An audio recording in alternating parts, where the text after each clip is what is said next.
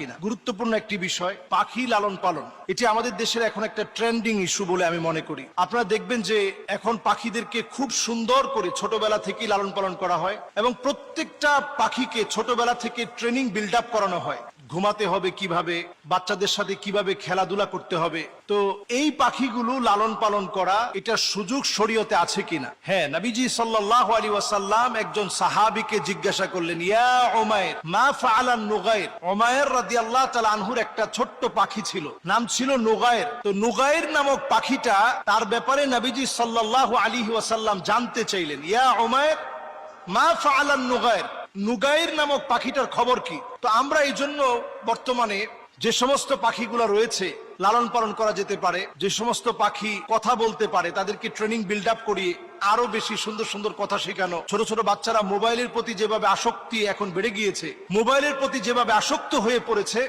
এটা থেকে দূরে রাখার জন্য এ জাতীয় পাখি লালন পালন করা যেতে পারে।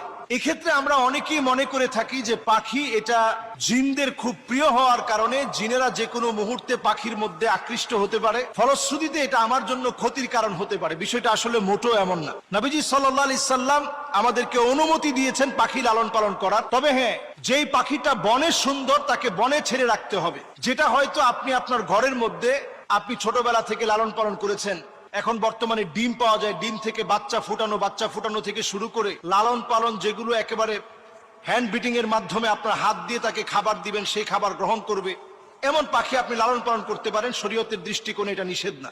এরপরে আসুন, জিনদের মধ্য থেকে কিছু প্রকারের পাখি আছে যেগুলো জিনেরা দেখলে ভয় পায়।